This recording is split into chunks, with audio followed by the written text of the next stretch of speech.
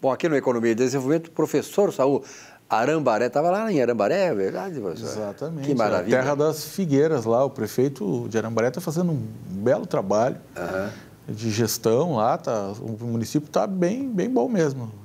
Ela é a Lagoa dos Patos ali, né? Lagoa dos Patos, Camaquã para a direita e Arambaré para a esquerda. São Lourenço é ali perto também, é depois de São Lourenço. São Lourenço são uns 80 quilômetros para frente, para o lado de Pelotas.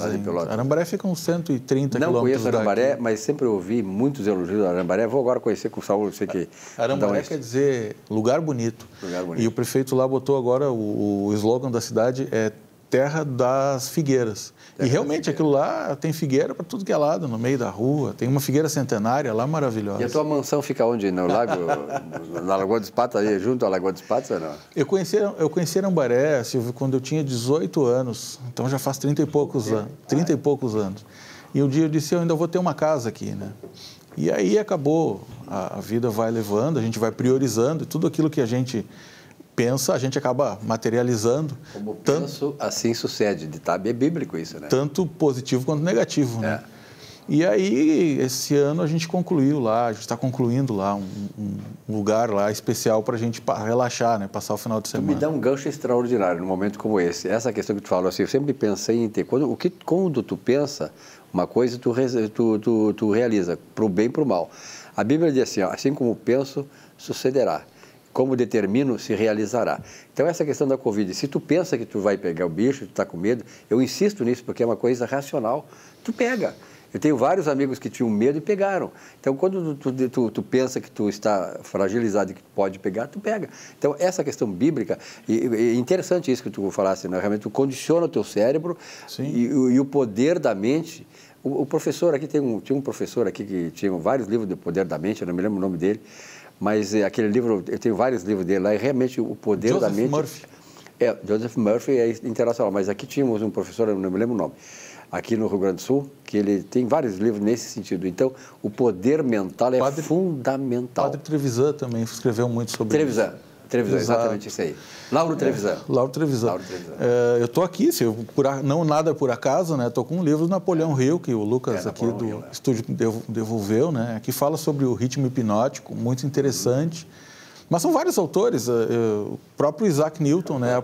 As próprias leis de Newton, a lei da ação e reação famosa, né? Nada mais tu pensa, ou seja, tu pensa e tu tem. Tu tem, exatamente. Mas são... Eu sempre digo assim, ó, aqui entre nós, né, quando tu quer namorar uma guria, tempos atrás, que a gente é namorador e tal, né? Aí tu diz, eu vou namorar aquela guria. O que acontecia? Às vezes tu até namorava e casava com ela. Tu condicionava o teu pensamento com essa ideia. E aí tu realiza, para o bem e para o mal. Filosoficamente, né, Silvio, eu acredito assim, ó, tudo aquilo que tu... A nossa realidade física hoje, ela é fruto da onde? Do que a gente pensa. Então, a gente tu colhe aquilo que tu planta. Então, tu planta através do pensamento, exatamente. Tudo nasceu do pensamento, né? Quando Deus criou o mundo, né? Faça-se, haja luz. Ele tirou do pensamento e houve luz. Exatamente. E estar em Arambaré, assim, mais próximo daquela Lagoa dos Patos maravilhosa e tal, e também das pessoas lá, faz a gente ter um outro sentido das coisas. E o mais espetacular ainda, Silvio, que a Covid acabou, teve o lado ruim, que a gente sabe, né? Muitos mortos e tal, mas trouxe para o nosso lado profissional. Lições. Exatamente. O que eu tenho lá agora, dentro da minha casa, né? Eu tenho um escritório. Então, a mesma coisa que eu faço aqui em Porto Alegre ou em Cachoeirinha, eu consigo fazer em Arambaré. Né? Semana passada a gente conversou, estava em São Paulo. Então, o mesmo trabalho que eu estava em São Paulo, estava em Arambaré, estava em Porto Alegre, estava em Cachoeirinha hoje. Então, tu começa a ser um pouco mais onipresente e consegue desenvolver os teus projetos em qualquer município.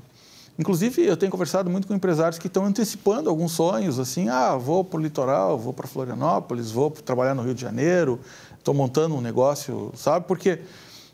estou saindo do país, tem até um empresário muito forte aqui no Rio Grande do Sul que está tocando a empresa dele de Portugal, certo? Então, assim, mudou muito a questão do digital dentro disso. É lógico que tem aquela questão energética, da energia, de estar junto com a equipe e tal, fisicamente falando, né? Mas são reuniões pontuais, até porque está dando voltando a onda de casos de Covid, e a gente começa a ver isso quando as pessoas próximas da gente começam a ter, né? E aí tu começa a ver, poxa, mas a coisa realmente está E muito dessas coisas começam a ter porque as pessoas estão fazendo teste.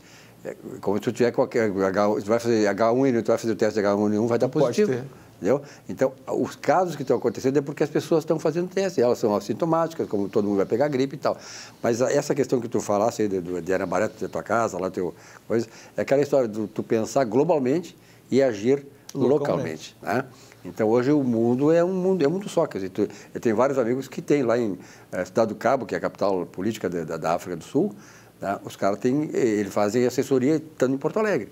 Quer dizer, eles agem eles pensam globalmente e agem localmente. Agora, o que mais impressiona isso, né, Silvio, é que isso, se nós estivéssemos falando em janeiro de 2020, isso era uma coisa impensável. Nós estamos falando de 24 meses atrás. Era uma coisa impensável. Não, como assim? Poucos tinham essa...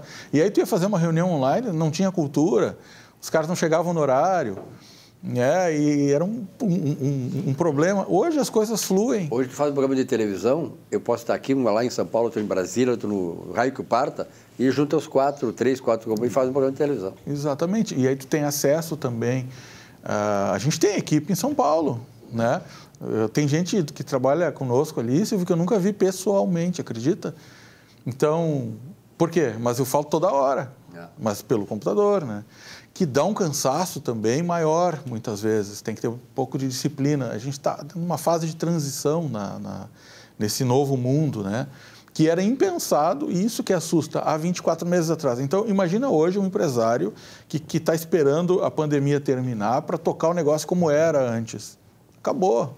Nunca mais vai ser o que era, né? Isso é muito filosófico, muito antigo já. Eu não gosto de deixar as coisas na dúvida. Eu não sei se era o professor Lauro Trevisan ou Armindo Trevisan. Era Lauro. Lauro Trevisan, né? Que tem Armindo Trevisan também, né? Na minha juventude, ele fazia uns seminários isso mesmo. de um final de semana, e eu fui e mudou muito a minha maneira de pensar, as coisas ali, foi todo...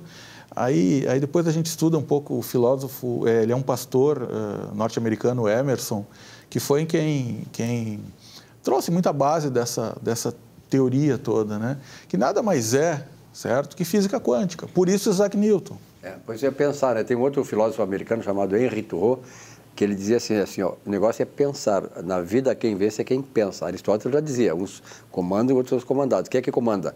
Quem pensa.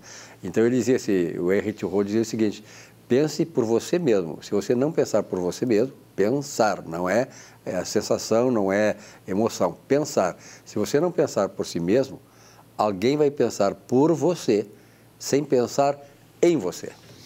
Mas ainda são poucos os seres humanos que, a maioria a gente vê assim, uma manipulação muito forte da mídia, né, Silvio? É a fragilidade mental que eu sempre digo, né? A pessoa fica muito viram papagaios da mídia. Não tem como discernir isso. Exatamente. Então, e a mídia social, ela externa muito isso. Quando tu começa, né? Tu começa a olhar assim, um pouco mais, de maneira mais estreita, a mídia social, tu vê que tem muitas pessoas que se dão ao trabalho só de repetir o que disseram pronto para elas. E o pensar realmente, o saber o que realmente interessa, o que vale, o que tem sentido para ti, que é o que faz ter uma vida com sabedoria. O que é sabedoria? Saber viver. Né? Então... E discernir o mal do bem, na tua concepção, né? Tem uma frase, uma palavra que é chamada ancoragem. O que é ancoragem? Ancoragem, do ponto de vista filosófico, isso é muito comum na medicina. Por exemplo, o médico chega, vai te dar uma consulta, e ele faz um diagnóstico, e tu tem isso, aquilo lá. Aí faz vários exames, e os exames provaram o contrário, não é aquilo que o médico falou. E o médico resiste exatamente a abdicar daquele primeiro diagnóstico, embora os outros sejam justificáveis, porque ele tem essa questão de dogma, toma aquilo como um dogma, então ele tem essa resistência. E nós temos muito isso. Quando estabelece uma coisa, tu acha que aquilo é verdade absoluta, mesmo que haja comprovações de que aquilo não é verdade, que tu tem que reposicionar o teu pensamento. E essa ancoragem é muito comum, esse termo ancoragem é muito comum na atividade do médico. Sim, mas sabe, Silvio, assim, isso é uma questão um pouco paradoxa na minha carreira, sabe?